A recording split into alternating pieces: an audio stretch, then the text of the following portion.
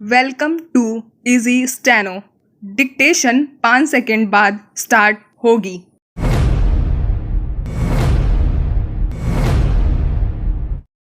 बांग्लादेश की प्रधानमंत्री शेख हसीना की इस बार की भारत यात्रा से दोनों देशों के बीच रिश्तों की गर्माहट और थोड़ी बढ़ गई है।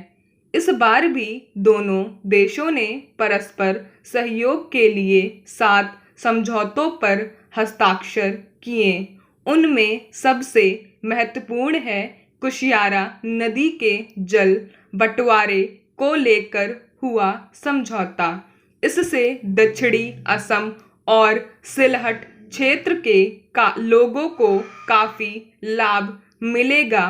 दोनों देशों के बीच करीब 54 नदियां प्रवाहित होती हैं, जिनके जल को लेकर विवाद उठते रहते हैं। कुशियारा नदी जल समझौते से उन नदियों के पानी के प्रबंधन को लेकर भी उम्मीद जगी है। भारत ने करीब 47 साल पहले फरक्का नदी पर बांध बनाया, तो बांग्लादेश ने उसका कड़ा विरोध किया था।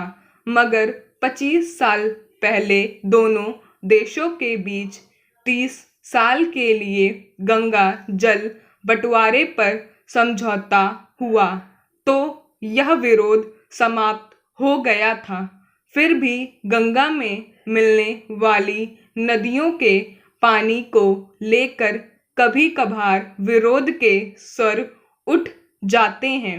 दरअसल दो देशों या फिर दो राज्यों के बीच होकर गुजरने वाली नदियों के पानी को लेकर विवाद नए नहीं हैं।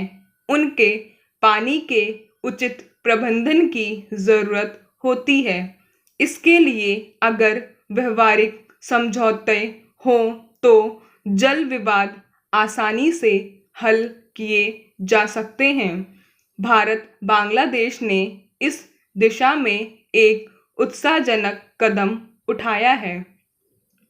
हालांकि शेख हसीना इस समझौते के समय तीस्ता जल बंटवारे की लंबित मांग को रेखांकित करना नहीं भूली।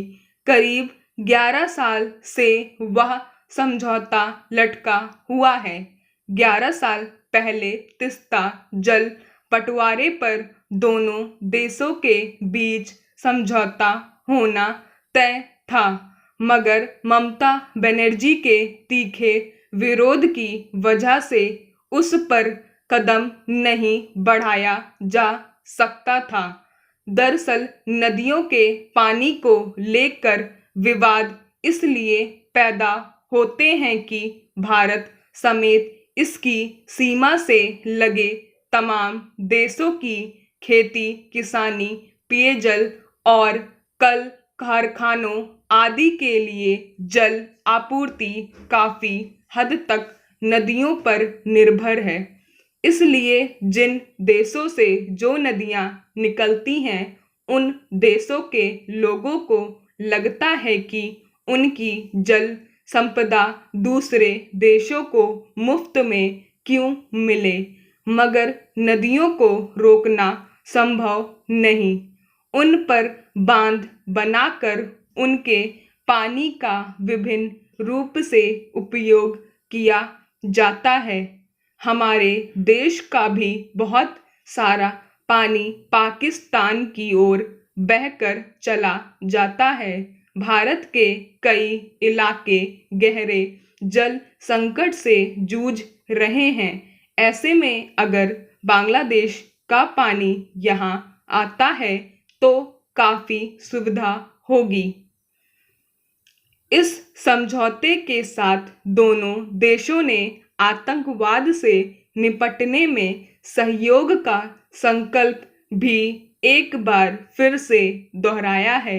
हालांकि इसे लेकर दोनों देशों के बीच पहले से समझौते हैं, मगर बांग्लादेश में पूर्वोत्तर के आतंकवादियों हरकत उल जिहाद इस्लामी जैसे संगठनों के उपद्रवियों के पनाह लेने के आरोप लगते रहते हैं।